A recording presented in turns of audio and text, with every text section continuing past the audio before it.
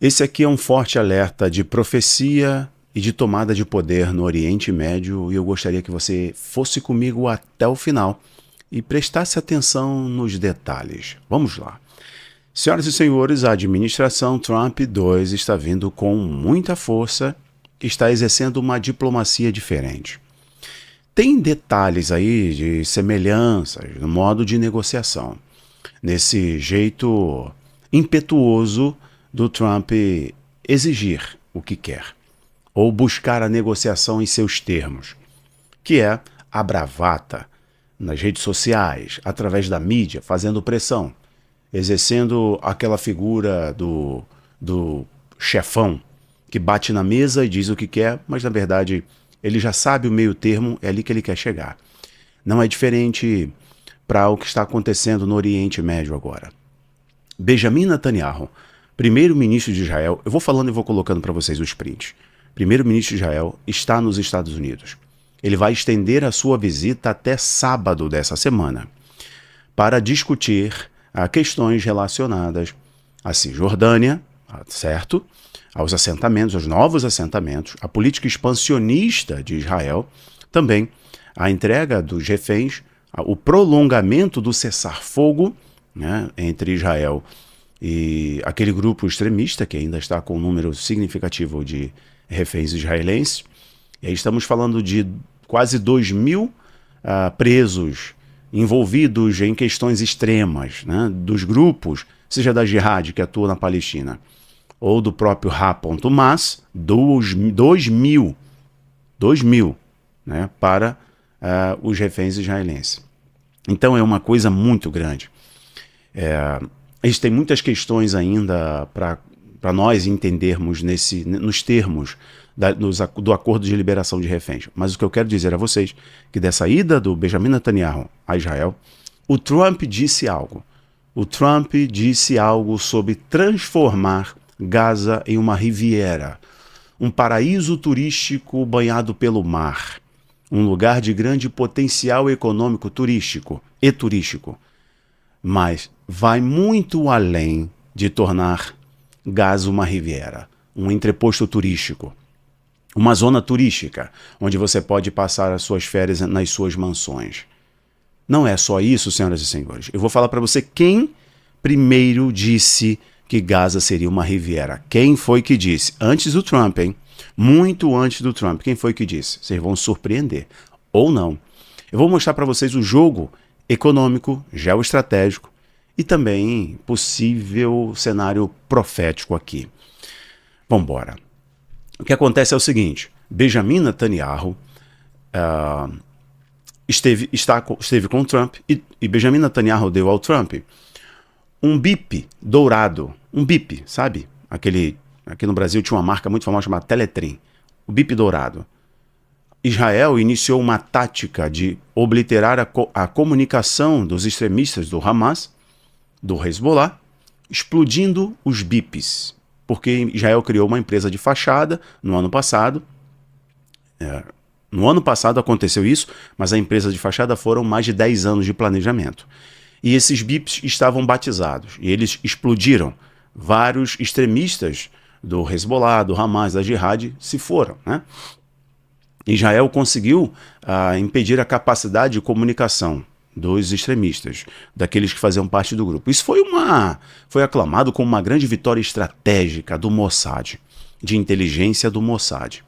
E aí, para poder mostrar essa vitória, zombar dos seus inimigos, né, usar de ironia, o Netanyahu deu um bip de ouro para o Donald Trump. Ok. E aí, o The Wall Street Journal trouxe uma reportagem da queixa da Europa e dos árabes. Árabes eu estou incluindo os egípcios também. Em um plano que o Trump esboçou. Depois que eu falar para você, mostrar para você o Trump esboçando esse plano, que é os Estados Unidos vão controlar a faixa de Gaza. Trump disse isso. O Jonathan Ribas fez a tradução e eu vou mostrar para vocês agora. Ele diz: os Estados Unidos vão controlar Gaza. Nós eliminaremos as bombas. Nós derrubaremos os prédios que já são todos detonados, que ele chamou de inferno. Vamos reconstruir aquilo num paraíso como se fosse uma riviera, que será muito importante para os moradores de Gaza. Os moradores serão retirados, vão ser levados para a Arábia Saudita ou para o Egito, para os países parceiros de geopolítica dos Estados Unidos e Israel na região. E depois eles vão voltar para morar em uma Gaza sob o poder dos Estados Unidos, mas em um cenário completamente diferente de economia, social, educação e também de edificações, prédios, estrutura turística e etc. Mas tem muito mais além do que isso. Eu vou colocar a entrevista, então, do Jonathan Ribas, que ele fez a tradução. Assiste aí comigo, ó. Os palestinos só querem voltar a Gaza porque não tem outra opção. Agora é um local de demolição. É apenas um local de demolição. Quase todos os prédios estão no chão. Vivem sob escombros perigosos e instáveis. Poderiam ocupar uma área bonita, com casas seguras, vivendo em paz, em vez de voltar e recomeçar. Os ZWQA assumirão a faixa de Gaza e faremos um bom trabalho lá. Seremos donos e responsáveis por remover bombas não detonadas e outras armas, nivelar o terreno, remover os prédios destruídos, criar desenvolvimento econômico, gerando empregos e moradias para a população local, fazer um trabalho real, algo diferente. O interessante é o seguinte, por que a faixa de Gaza é importante? Em 1999, uma empresa britânica de exploração de gás, a British Gas, descobriu o que foi especulado em torno de 30 a 40 bilhões de metros cúbicos de gás. Gás, entenda energia. Entenda que seria algo maravilhoso para a Europa, que seria algo maravilhoso para o Egito, um dos maiores exportadores de gás da sua região. O Egito, inclusive, compra gás e revende, né? Isso aconteceu em 1999. Mas Israel bloqueou as operações, inclusive de exploração e venda dessa bacia, direito de exploração do gás dessa bacia. Bacia de gás de Gaza, né? Ou gás marine, ou Gaza Marine, mais ou menos isso aí. Israel já tinha encontrado, pouco tempo depois, uma grande reserva de gás nos poços de Tamar e Leviatã, que inclusive foi mais ao norte, é um problema ali com outros grupos, né, em outro país. Mas Israel teve sucesso na descoberta e exploração de gás offshore. Na década de 90, depois do início dos anos 2000, as negociações não avançaram. A empresa britânica tentou vender a exploração da bacia do gás de Gaza para Israel, mas as autoridades de Gaza bloquearam.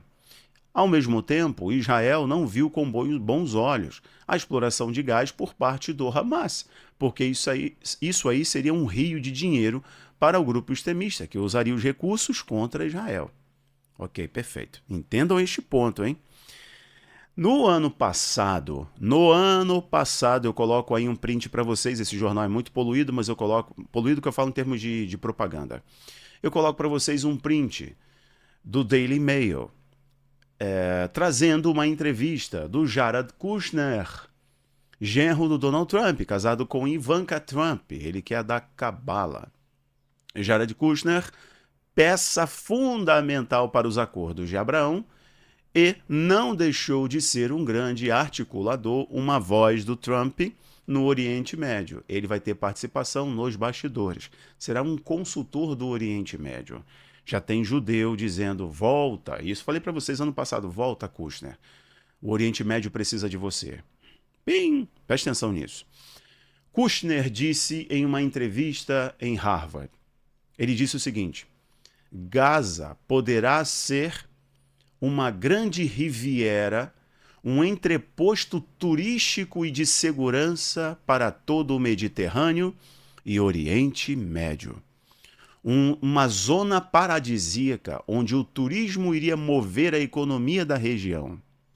Jared Kushner disse em Harvard, no ano passado, que aquilo dali poderia ser transformado com os moradores de Gaza sendo removidos para a reconstrução, ou não, com eles ali.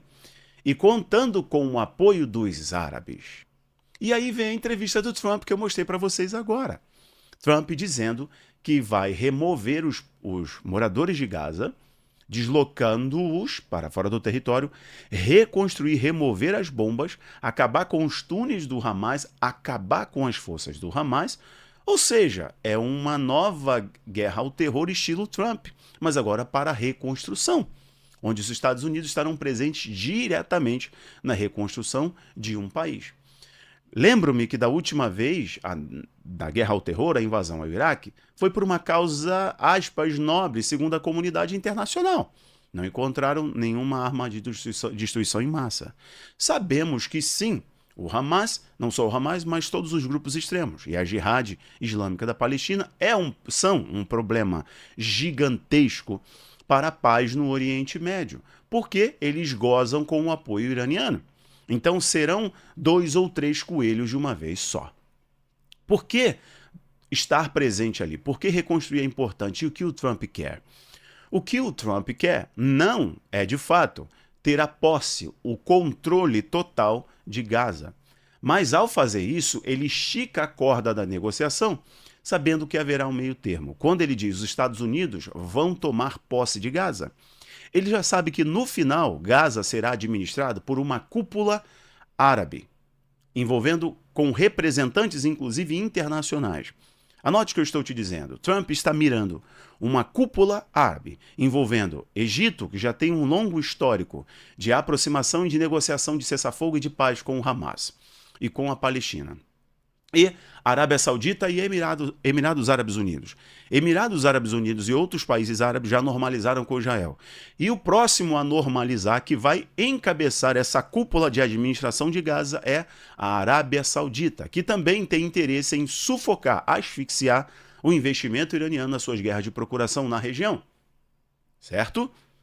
E com isso ela ganha força para poder também acabar com os ataques dos Houthis do Iêmen, que são um problema para a Arábia Saudita e o comércio de gás na região.